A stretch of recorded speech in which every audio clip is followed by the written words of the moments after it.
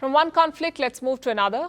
And this is not a battle for oil or a war over land. It is about sensory overload. From crowing roosters to rumbling tractors, even the smell of manure wafting from a stable. In a French countryside, this is the standard sensory landscape. And the city dwellers despise it. It has led to regular squabbles, high-profile disputes, and nearly 500 farmers currently facing lawsuits, 500 cases. So now the French Parliament has passed a new law which makes it difficult for people to file complaints against farmers and their animals. You could say it's a law that gives roosters the right to crow. Here's a report. Crowing roosters, croaking frogs, bleating sheep, braying donkeys. The smell of manure, the rumble of tractors. Don't worry, we aren't going to break into a rap on the farm life. This is simply an ode to the countryside, courtesy France. The country is on a mission to protect the perennial sounds and smells of its rural areas. The French Parliament has passed a new law to limit conflicts between neighbours, preserve the sensory heritage of the countryside, and give more protection to farms. Here's why. France has a long history of conflict in its rural areas between newly arrived residents from cities and the OG countryside residents. The city slickers have a bunch of complaints. The roosters are too loud. The frogs are one too many. The smell of manure is too much to bear. This has led to regular neighborhood spats and widely publicized high-profile legal cases. In fact, nearly 500 farmers are currently facing lawsuits from neighbors over smells and sounds coming from their farms. My ducks make noise and this bothers the neighbor. He is going to court.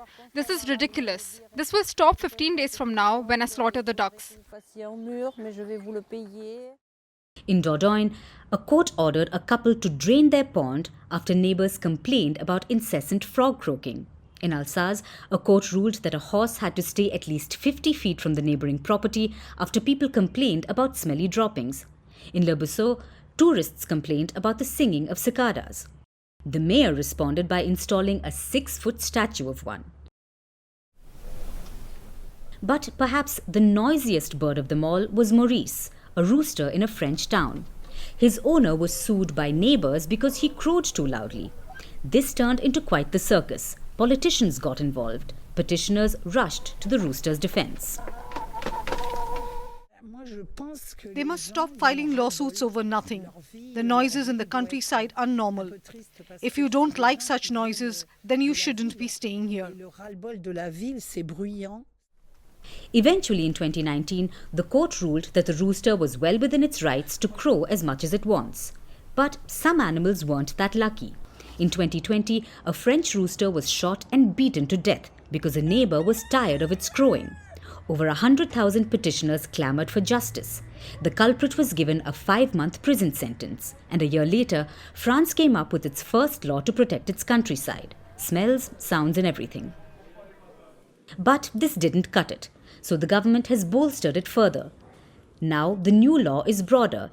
It says that no resident can challenge the activity of farmers who were operating there before the complainant arrived. So, with the new law, the neo-rural residents will no longer find it easy to file complaints. In fact, the Justice Minister called such complaints abusive. He said, this law will put an end to abusive lawsuits against farmers who do nothing but their job, feed us. And many people agree. After all, rural areas aren't just sceneries. They aren't just ideal backdrops for Instagram posts. The countryside comes with its sounds, smells, practices, and creatures. So now the roosters can crow on with the law behind them. As for the neo-rurals, it seems the chickens have come home to roost.